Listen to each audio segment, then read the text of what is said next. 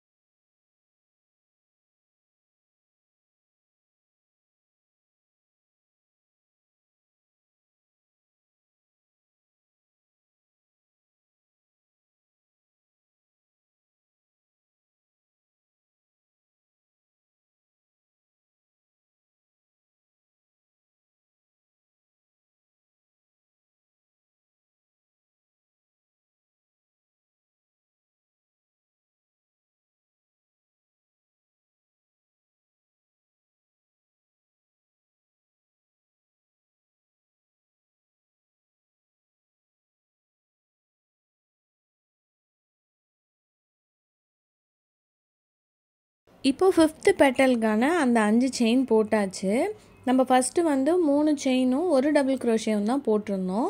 அதனால் இப்போ வந்து இன்னொரு டபுள் க்ரோஷே வந்து போட்டுட்டு அந்த சென்டரில் இருக்க 3 செயினில் 3வது செயினில் ஸ்லிப் ஸ்டிச் போட்டு நம்ம வந்து ஜாயின் பண்ணிக்கலாம்.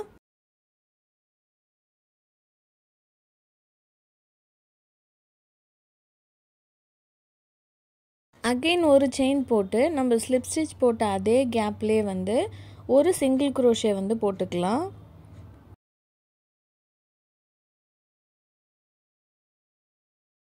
இப்போது நம்ம அந்த 5 செயின் போட்டிருக்கோம் இல்லையா, அந்த 5 செயின்குள்ளே தான் வந்து நம்ம இப்போ ஒர்க் பண்ண போகிறோம்.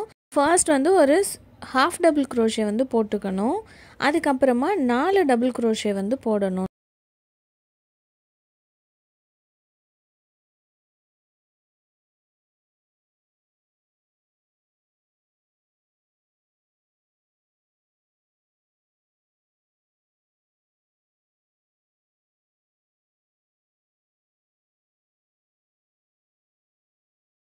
இப்போது 3 செயின் போட்டுட்டு நம்ம போட்ட 4வது டபுள் க்ரோஷேவோட 2 லூப் இருக்கும் இல்லையா, அதுக்குள்ள நம்ம ஒரு நாட் போட்டுக்கணும்.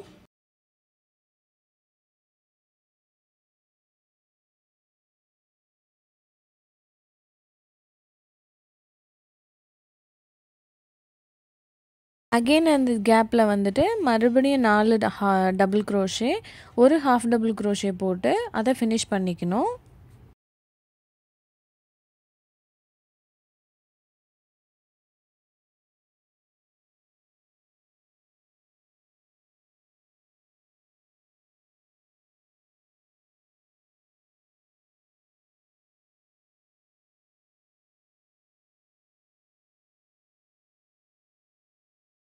சென்டரில் இருக்க டபுள் க்ரோஷே மேலே ஒரு சிங்கிள் க்ரோஷே போட்டு இந்த பெட்டலை வந்து நம்ம ஃபினிஷ் பண்ணிக்கலாம்.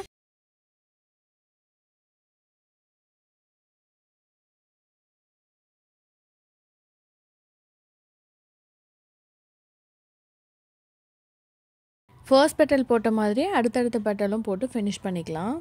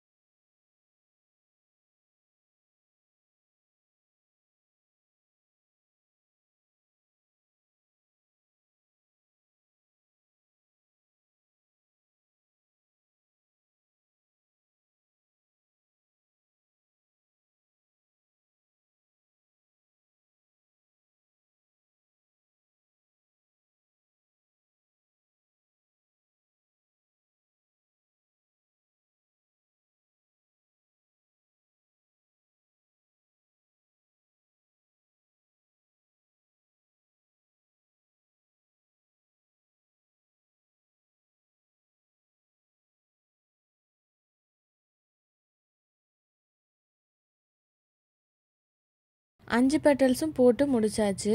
இப்போ வந்து ஃபைனலாக வந்து நம்ம ஜாயின் பண்ண போகிறோம். அதுக்கு வந்து நம்ம ஃபர்ஸ்ட் ஒரு சிங்கிள் க்ரோஷே போட்டு ஸ்டார்ட் பண்ணியிருந்தோம் இல்லையா, அதில் ஒரு ஸ்லிப் ஸ்டிச் போட்டு ஒரு செயின் போட்டு நம்ம வந்து த்ரெட்டை கட் பண்ணிக்கலாம்.